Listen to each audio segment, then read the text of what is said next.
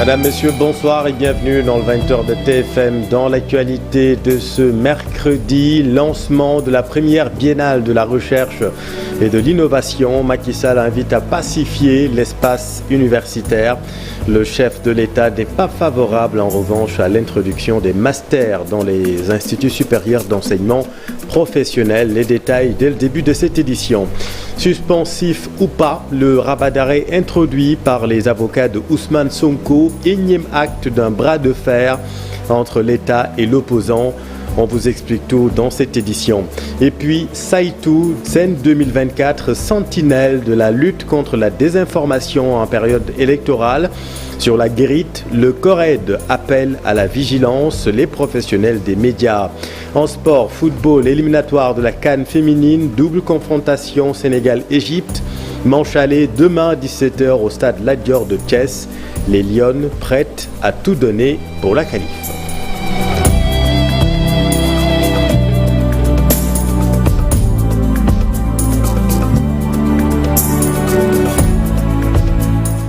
Macky Sall invite à pacifier l'espace universitaire. Le président a procédé hier au lancement de la première biennale de la recherche et de l'innovation.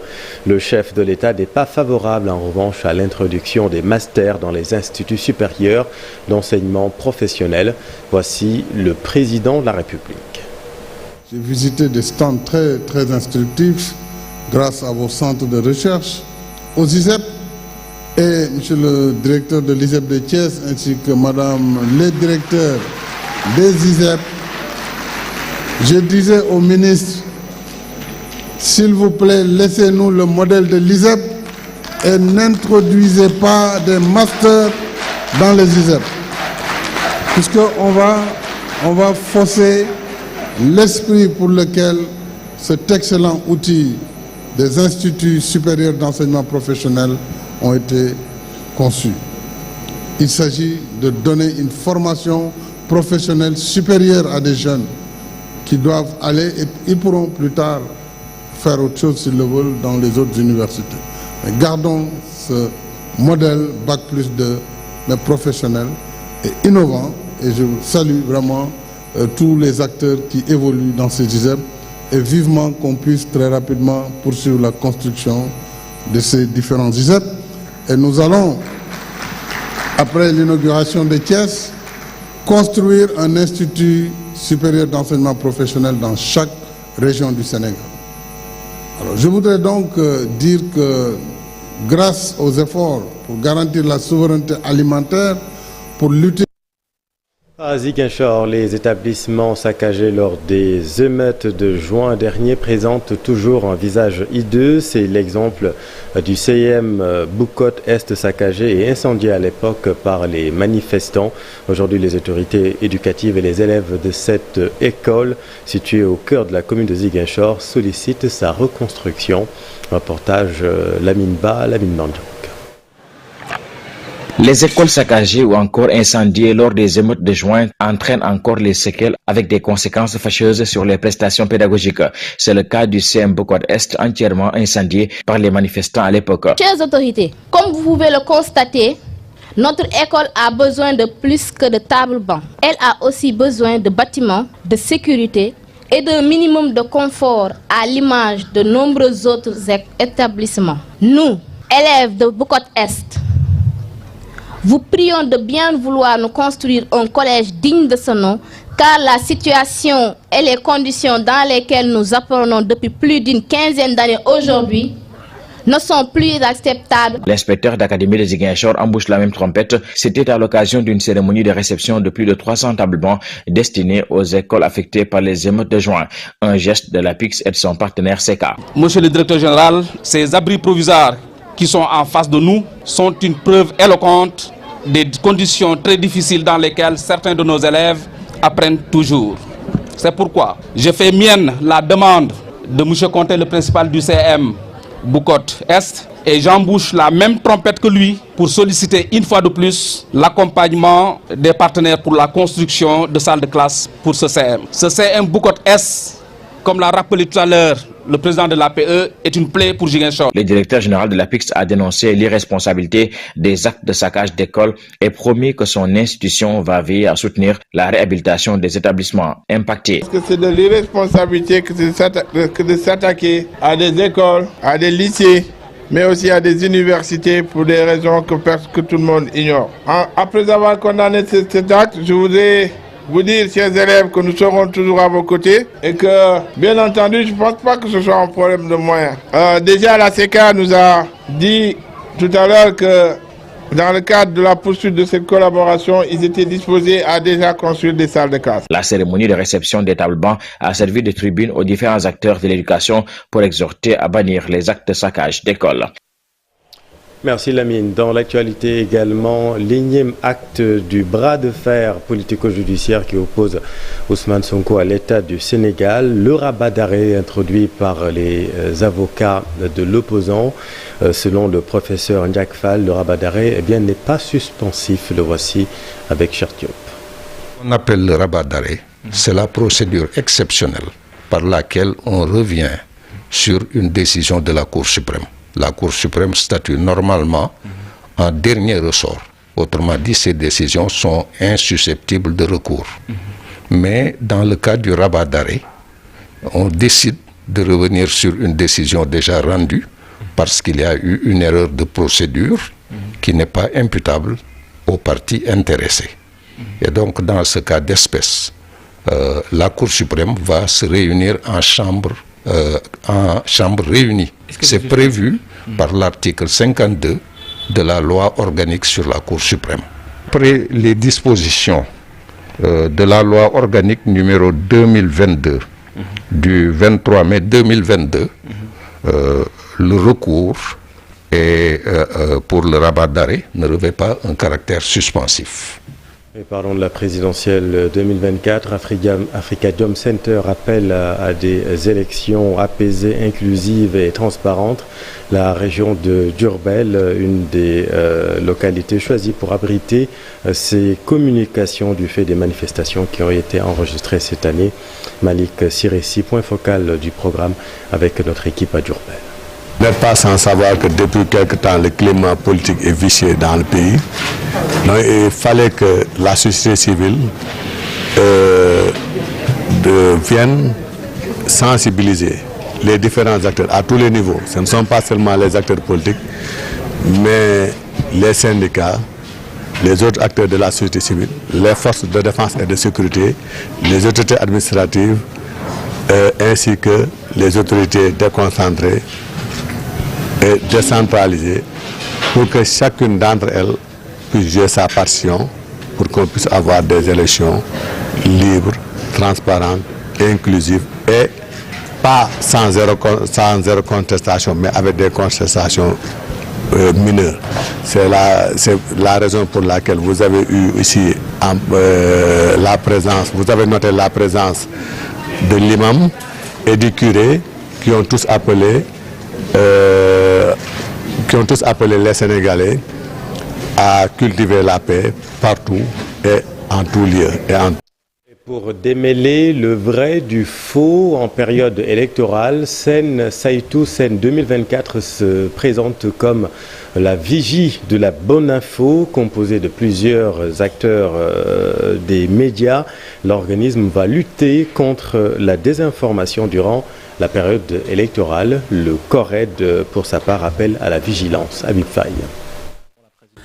Alors que la présidentielle approche à grands pas, une pléthore d'informations est distillée à travers les réseaux sociaux. Des informations qui, le plus souvent, échappent au filtre des médias, ce qui laisse la porte ouverte à la désinformation.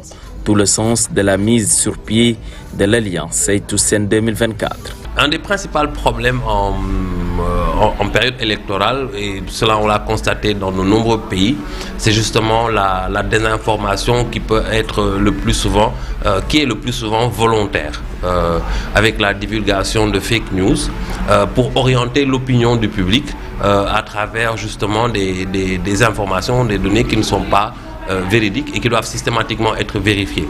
Il est donc nécessaire pour l'Alliance et plus spécifiquement pour le Sénégal, en respectant le code de la presse du Sénégal, mais également les normes internationales en matière de fact-checking, de procéder à la vérification des différentes informations qui sont diffusées sur les différentes plateformes telles que Twitter, Facebook, Internet d'une manière générale.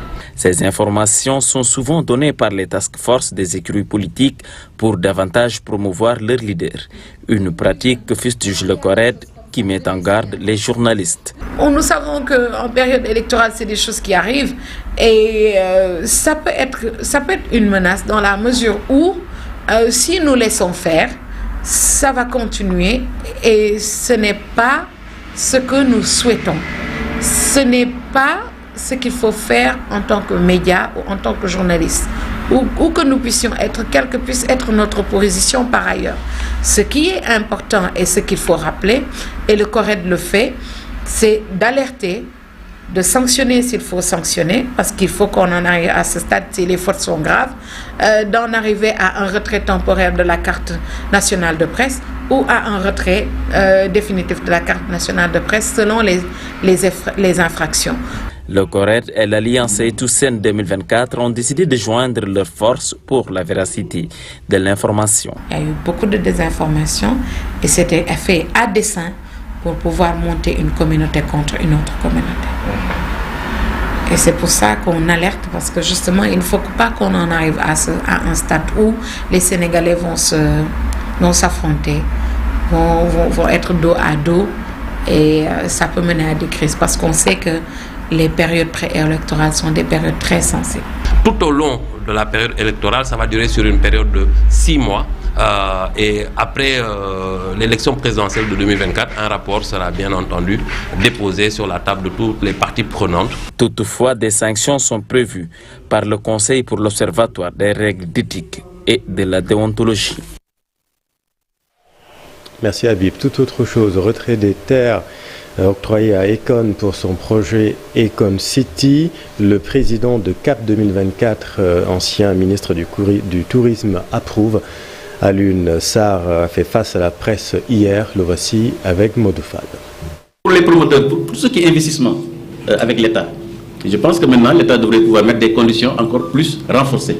Notamment la preuve de la capacité financière qui sera attesté par un organisme financier certifié qui montre justement que tel promoteur a les moyens de réaliser ce qu'il fait. Et je pense que ça doit être un élément de plus pour sécuriser justement le foncier, parce que nous savons tous les problèmes qui sont générés par le foncier quand les projets ne sont mal ficelés. Mais je rassure mon compatriote, en fait il avait 2 ans, voire 3 ans pour réaliser le projet. Les 2 ans sont écoulés, l'État a la possibilité, c'était 55 hectares, de récupérer les 55 hectares et de trouver un autre partenaire justement qui pourra le réaliser si tant et lui il ne peut plus le faire. 105 centres de stockage vont être construits dans tout le Sénégal dans un programme de plus de 300 milliards pour éviter l'importation des produits horticoles. C'est une décision de l'État du Sénégal annoncée par le ministre du Commerce Abdou Karim Fofana avec notre équipe à Mbour. Pas de prévision, c'est le marché qui dirige. Maintenant, ce que nous faisons, c'est de suivre et de prendre les mesures correctives qui permettent d'éviter certains pics. Mais tout le monde sait que l'oignon, les spéculations agricoles, il y a des périodes de haut et de bas. Donc, ce que je répète souvent, c'est que chez nous, l'hivernage est le premier facteur d'inflation. Parce que quand il pleut, quand on est en période d'hivernage, les spéculations horticoles, on n'en trouve pas au Sénégal. Donc on importe tant qu'on n'aura pas les magasins de stockage sur lesquels nous commençons à travailler. Je rappelle que l'État du Sénégal a d'abord une première phase, une phase pilote de plus de 20 centres de stockage, pas magasins de stockage, des centres de stockage, qui vont nous permettre petit à petit de pallier à ces périodes d'importation, parce que nous avons quand même une production très importante. Cette année, on parle de 435 000 tonnes. C'est déjà important. Donc, nous allons suivre le marché et faire le monitoring qu'il faut pour ne pas subir les contre-coups du marché international. L'étude qui a été faite par l'ORSRE et l'ARM montre que le Sénégal a besoin d'environ 105 centres de stockage éparpillés dans tout le Sénégal. C'est un grand programme de plus de 300 milliards. Maintenant, il faut le faire par phase. La première phase, c'est une phase pilote qui devrait tourner autour de 55 à 60 milliards et qui permet de mettre en place les 20 premiers centres de stockage qui prennent en charge les urgences. Les urgences, ce sont les produits horticoles. oignons, pommes de terre et certains légumes, carottes et autres, pour nous permettre d'avoir notre souveraineté alimentaire et éviter au maximum les importations et les spéculations durant les périodes de tension. Et les récoltes sont lancées dans le nord, dans le département de Canel. Les producteurs attendent des rendements records. D'ailleurs, cette année, les autorités locales ont été conduites dans la commune de Work-Djéré, où la mise en valeur des casiers agricoles suscite un espoir immense. Vous allez le voir, Ali Bandelian et la Julie. Après 3 mois d'activités agricoles, les récoltes dans les rizières de Matam. Dans le département de Canel, les riziculteurs attendent cette année des rendements records. Avec la mise en œuvre du nouveau casier agricole de Ganguel-Soulé, la commune de Work-Djéré est partie pour battre le record cette année, à travers plus de 500 hectares emblavés en campagne hivernale. Un bon comportement des cultures qui justifie bien cette visite de terrain des autorités. De façon globale, on est satisfait par rapport à tout ce que nous avons vu depuis ce matin. Mais il faut dire quand même qu'au niveau de la délégation de Matam pour la campagne d'hivernage 2023-2024, les producteurs de la délégation ont pu emblaver presque 5200 et quelques hectares de riz, donc ce qui est une totale satisfaction par rapport aux objectifs qui nous ont été assignés. D'après ce qu'on a vu sur le terrain et apprécié, on peut dire quand même que la région de Matam, surtout les producteurs du département de Canel, ne sont pas et ne seront pas à reste pour l'atteinte de l'autosuffisance, surtout la souveraineté alimentaire, tant décrié par le ministère de l'Agriculture. Donc en tout cas, c'est des sentiments de satisfaction à l'endroit des producteurs du département de Canel. C'est un nouveau aménagement et la banque a pu injecter presque 50 millions, leur permettant de partir en campagne. Donc on a vu ce que les constats, donc les producteurs sont en pleine récolte, donc c'est rassurant. Avec plus de 15 000 tonnes de paddy attendues cette année en première campagne hivernale, le département de Canel réalise sa plus grande performance depuis le début de la pandémie Covid-19. Au regard de ce que nous avons vu ici, des champs à perte de vue, une récolte en cours et une production attendue de 1000 tonnes, donc pour les 2 casiers. Mais à l'échelle du département, on attend 10 000 tonnes de riz paddy, ce qui est une production appréciable obtenue et grâce aux efforts conjugués de l'ensemble des acteurs. Si cette campagne agricole de l'hivernage suscite bien cet espoir, c'est en partie grâce à la bonne conduite des paysans, mais surtout tous ces efforts consentis par la SAED qui ont permis une bonne couverture phytosanitaire. Merci Ali. Santé, à l'occasion de la célébration de la journée internationale de lutte contre le sida, l'ONU-SIDA a publié un rapport alarmant. 21 millions de personnes vivent avec le sida en Afrique de l'Ouest et du Centre. Et pour cette année 2022, 260 000 personnes sont décédées de la maladie. Compte rendu, Fatou Bintou Conté. En Afrique occidentale et du centre, le sida reste toujours présent. Dans le dernier rapport de l'ONU-SIDA datant de 2022, 21 millions de personnes vivent avec le VIH. 44 000 nouvelles infections sont notées chez les adultes contre 58 000 chez les enfants. On note aussi un nombre important de décès de plus de 260 000 en 2022, des chiffres qui laissent froid dans le dos. Nous avions plus de 21 millions de personnes qui vivent avec le VIH dans notre région. Et en 2022, on comptabilise environ 260 000 décès. Donc, et ces décès sont liés, sont malheureusement réels parce que soit les personnes n'ont pas eu accès au traitement, ou soit qu'elles ont à un certain moment abandonné le traitement. 22% pour les adultes, la moyenne régionale, et 37% pour les enfants. Et ce qui est vraiment triste, c'est le niveau de traitement pour les enfants. Dans ce rapport de 2022, l'accès au traitement pour les enfants reste difficile. Seuls 37% bénéficient du traitement ARV. Enfants sur 3 n'ont pas accès au traitement. Et malheureusement, pourquoi on est à ce niveau? Parce que les mamans ne sont pas dépistées. Et si on dépistait les femmes enceintes, on allait pouvoir repérer celles qui sont positives et les mettre immédiatement sous traitement, ce qui leur permet d'être bien suivies et d'avoir des enfants qui naissent sans VIH. Et à l'occasion de la journée internationale de lutte contre le sida prévue ce 1er décembre, l'ONU-SIDA lance un appel aux communautés pour mettre fin à la maladie. Les communautés apportent énormément dans la réponse au VIH et ça depuis l'avènement du sida. Pour qu'on soit à ce niveau, les communautés se sont battues, on fait le plaidoyer, on fait la sensibilisation tout azimut et aujourd'hui les communautés sont dans la prestation des services. Elles sont actives dans les interventions de prévention. Cette maladie dont on a remarqué un recul des financements par les États, une diminution des ressources depuis quelque temps. Parlons assainissement, journée de restitution du bilan de l'hivernage 2023. L'ONAS tire un bilan positif des actions menées. Plus de 200 km de caniveaux tirés et près de 4 milliards de francs CFA engagés pour la campagne 2023. Mais selon le directeur général dans la banlieue de Dakar et le département de Touba, du travail reste à faire. Compte rendu d'Issa Prera, Yaya Diallo. Selon l'Office national pour l'assainissement, cette année, l'État n'a pas eu besoin de déclencher un plan hors sec. Et pour cause, très tôt, les services de l'assainissement ont pris les taureaux par les cornes. Qu'est-ce que l'ONAS a fait? Dès le mois de mars, je dis bien dès le mois de mars, nous avons avec les équipes, beaucoup d'efforts ont été faits cette année. Et l'un des axes majeurs, c'est le démarrage, j'ai dit précoce, du curage. Nous avons commencé au mois de mars. Rien que pour la région de Dakar, pour un réseau d'à peu près 200 km, nous avons réalisé un curage qui tourne autour de 70%, entre 70 et 80%, ce qui n'a jamais été fait. L'assainissement, un casse-tête pour les populations, mais aussi pour les autorités. Pourtant, beaucoup d'efforts ont été consentis pour réduire les impacts des fortes pluies depuis 10 ans. Les investissements qui ont été engagés pendant cette décennie 2012-2022, notamment à travers le programme de lutte, le programme décennal de lutte contre les inondations.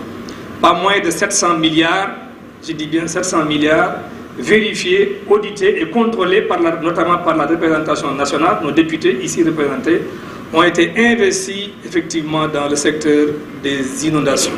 Une journée de restitution du bilan de la gestion de l'hivernage 2023, mais également une occasion de faire le point sur les difficultés.